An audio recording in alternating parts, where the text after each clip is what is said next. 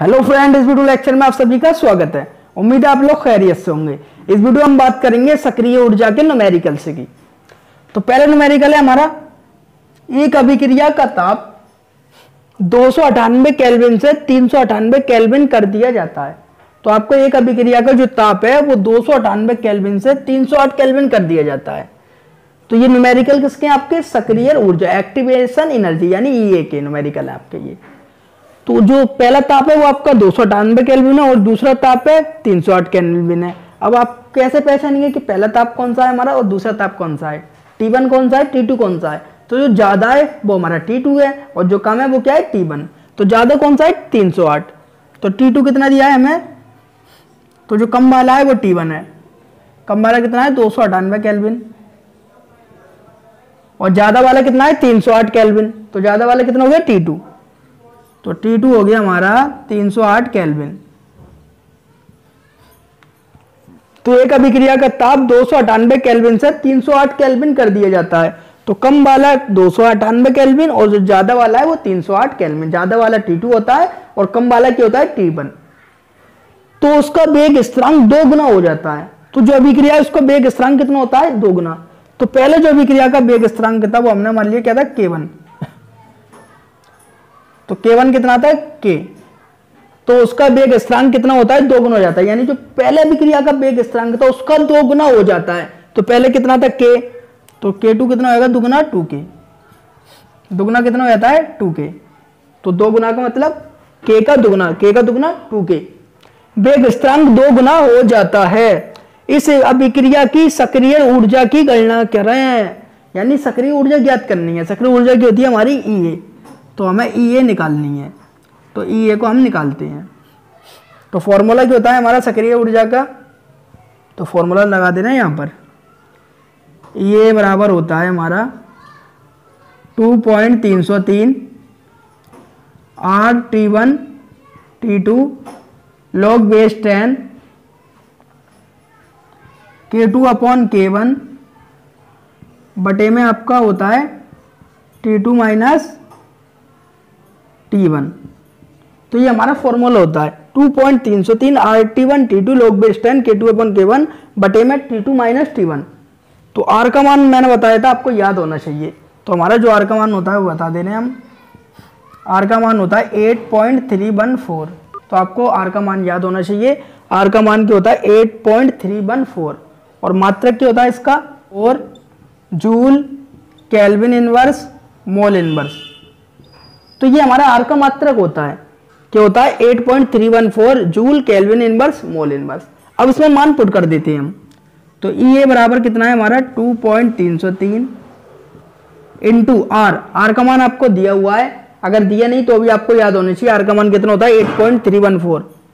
तो R का मान लिख देते हैं हम 8.314 इंटू T1 कितना दिया है आपको, 298 केल्विन। तो 298 केल्विन को हटा दिए, इंटू लिख दीजिए।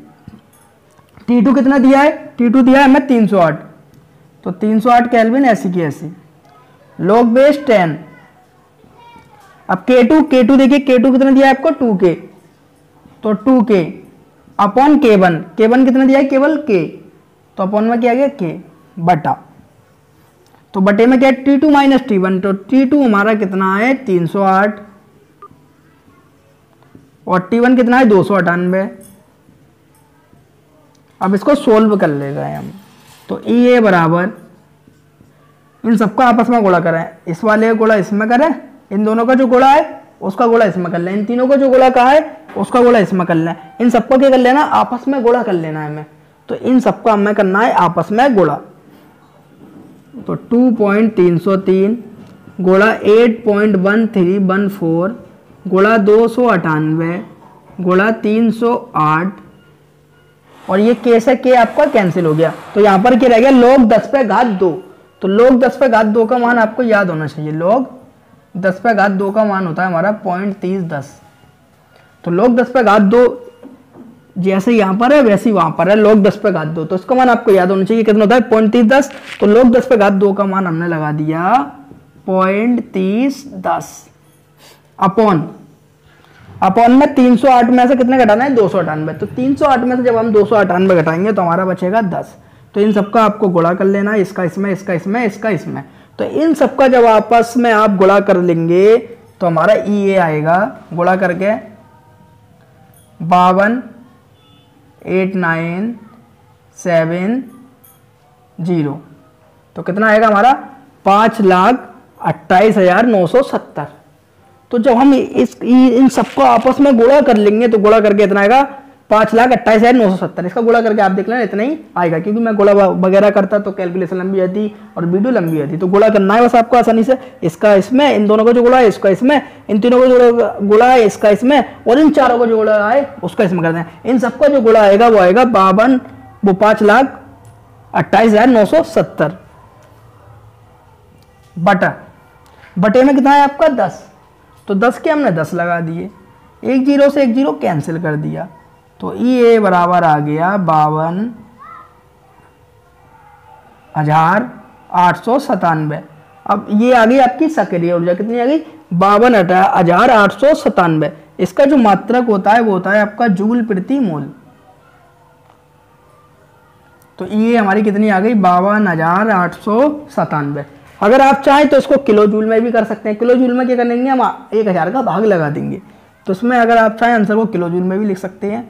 तो इसके लिए हमें भाग लगाना पड़ेगा 1000 का, 52,897 भाग लगा दिया हमने 1000 का। तो आपका इतना भी सही है। कभी कभी आंसर आपको किलो जूल में, आप कह रहे हैं कि हमारा गलत आ रहा है, तो गलत नहीं, उसने किलो में बदल दिया है, किलो जूल में आंसर निकाला है, तो हमने निकाला है जूल में। तो किलो जूल में बदलने के लिए आप क्या करेंगे 1000 का भाग लगा देंगे। तो इसके बीच में 1000 का भाग लगाएंगे तो आपका आएगा 52.897 किलो जूल प्रति मोल। तो आपका ये भी आंसर सही है, ये भी सही है। इस तरीके से आप आसानी से कर सकते हैं। तो सिंपल सा है, मान पुट करना है, गुणा करना है, गुणा ला के 10 का भाग लगा दिया, एक जीरो से जीरो कैंसिल आ गया, तो आ गया आपका 52,897। अगर हम इसे किलो जूल में बदलना है, किलो जूल में बदलने के लिए 1000 का भाग लगा दिया। ये क्या है आपकी सक्रिय ऊर्जा, एक्टिवेशन एनर्जी, ये हमारी आ गई 52.897 किलो जूल प्रति मोल। आप चाहे यहाँ तक करिए चाहे यहाँ तक करिए, दोनों ही आपके क्या आंसर बिल्कुल करेक्ट है। इसका आप स्क्रीनशॉट लें, उसके बाद करते हैं दूसरा क्वेश्चन।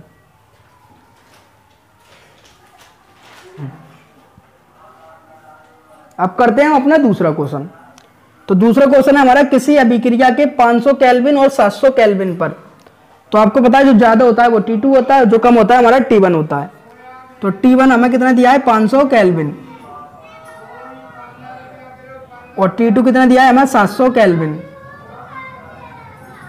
तो T1 दिया है हमें 500 केल्विन और T2 कितना दिया है 700 केल्विन।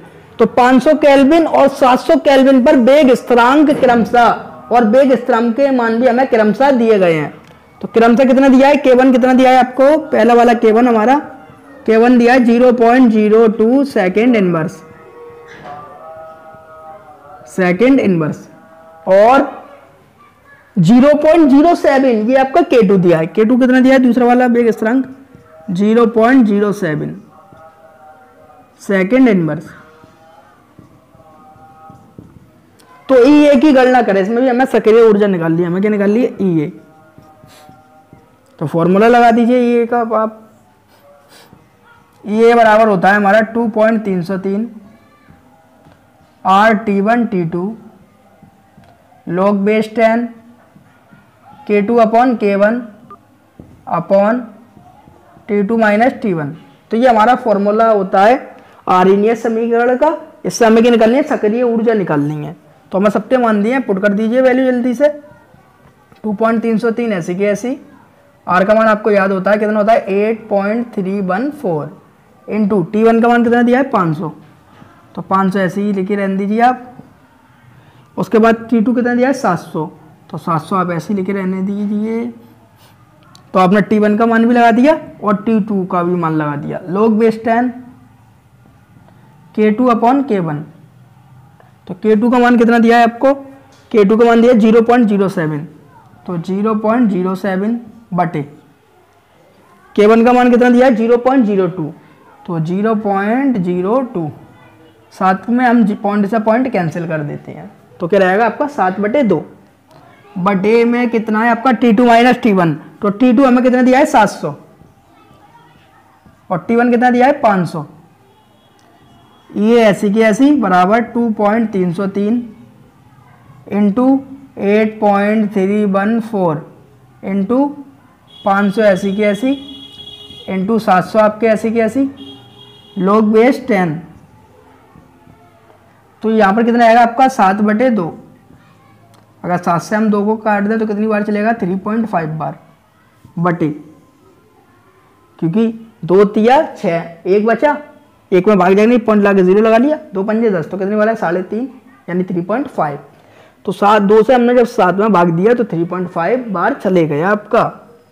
और 700 में से 500 गए तो आपके बचे 200। एक 0 से एक 0 आपने कैंसिल कर दिया, ये यहाँ बचे 2, तो 2 से 500 को काटते हैं, ये कट जाएगा आपका 250 बार। अब ये बराबर हमारा कितना आ गया 2.303, बस गुणा करना है हमें, गुणा 8.314 इंटू ये 2 से 250 बार कट गया, तो यहाँ ऊपर के बचे आपके 250 इंटू 2 0 से 2 0 कैंसिल हो चुके थे, यहाँ कितना आ गया था आपका 7, तो 7 का 7 इंटू log बेस 10 पे पावर 3.5। तो log बेस 10 पे आपकी पावर कितनी है 3.5, इसका मान आपको याद होना चाहिए। log बेस 10 पे पावर 3.5 का 0.544, तो इसका हमारा मान होता है log बेस 10 पे पावर 3.5 का 0.544।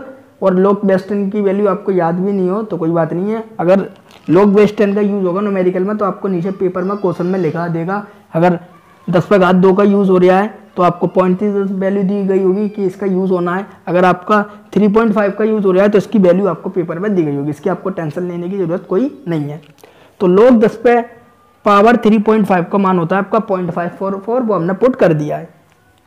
तो ये बराबर 2.303 ऐसी की ऐसी आपके गुणा 8.314 250 इंटू 7 इंटू इसकी वैल्यू आपको पता ही है कितनी है 0.544।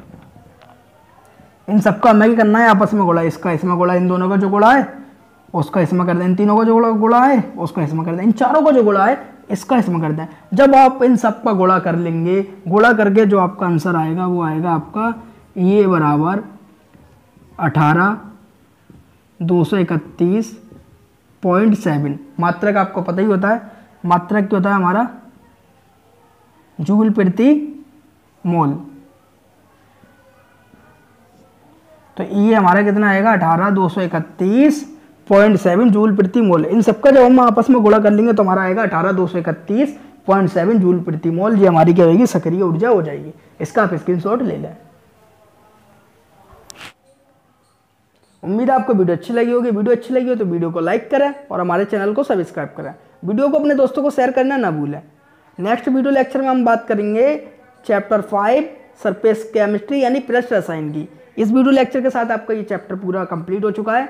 नेक्स्ट वीडियो लेक्चर में हम न्यू चैप्टर शुरू करेंगे, चैप्टर नंबर 5 पृष्ठ रसायन। फिर मिलते हैं किसी और वीडियो में। Thank you watching the video.